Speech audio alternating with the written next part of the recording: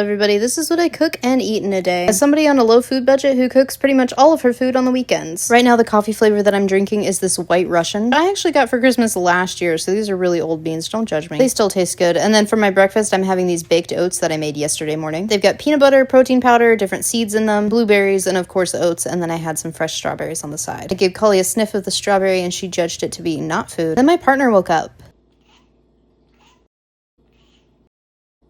She said, I gotta go say hi. I gotta go get some pets immediately. It doesn't hurt my feelings. I'm so glad that they're friends. For my lunch, I'm making spring rolls, and I decided to whip up some little seitan pieces to go inside. The recipe that I'm using is the quick seitan bites from It Doesn't Taste Like Chicken, which has a much less involved process than regular seitan. It's mostly just vital wheat gluten and some seasonings. In the original recipe, you form these into little bites or balls, but I decided to make them into little strips because I'm putting them inside fresh vegetable spring rolls, using a combination of vegetables I had left over from last week, like the red cabbage and the carrots, plus new vegetables like bell pepper, cucumber, and lettuce. I used the sauce recipe provided in the It Doesn't Taste Like Chicken seitan bite recipe. I just fried those until they were crispy and then dumped the sauce in them and cooked until it got nice and sticky. And then I just filled up 6 of these spring roll wrappers that I've had in my pantry for God knows how long. I also put a little bit of avocado in there, some basil that I found in my drawer, and then on the side I just put a little bit of sweet chili sauce. Here's what they look like. Here's what the inside looks like with that little seitan bite inside. Really delicious. And the seitan bites are also good just served with rice. Then I did some knitting and reading Decarcerating Disability, which is really good so far. And then my dinner is something that I had planned last week and I never got around to making it. The first part is the cabbage rice recipe from ministryofcurry.com, which involves an entire head of cabbage cooked with toasted peanuts and green chili, some mustard seed, turmeric, and ginger garlic paste. And you just throw all of the cabbage into the Instant Pot, add a little salt and some washed rice, and then you just add some water and cover it up and cook it on the rice setting. And then for some protein, I'm making pepper soy chunks. This recipe is from Aathira Sethumadhavan on Instagram. And if you're not familiar, soy chunks are like a dehydrated soy product, kind of similar to soy curls, but they're much less expensive and you can find them at Indian grocery stores. This was very easy. It has a whole lot of black pepper in it in addition to the green pepper, garlic, some curry leaves, coriander, that kind of stuff. Very fast, high protein. And once my cabbage rice was done, I added some fresh cilantro, some shredded coconut, a little bit of lime to that as well. This is the first time I've ever made cabbage rice, and I will be making this again in all kinds of different contexts because what do you mean a whole head of cabbage just disappeared into this rice dish? And then for dessert, I had a selection of candies. I had one of the chocolate Easter eggs from Break Free Candy and some of my Pick and Mix gummies. I started reading Shift by Hugh Howey, and Cully came over and she said, I'm not quite sure how to approach this. She said, hello, mama. She said, I'm just gonna sit right here. I'm gonna get up. Oh,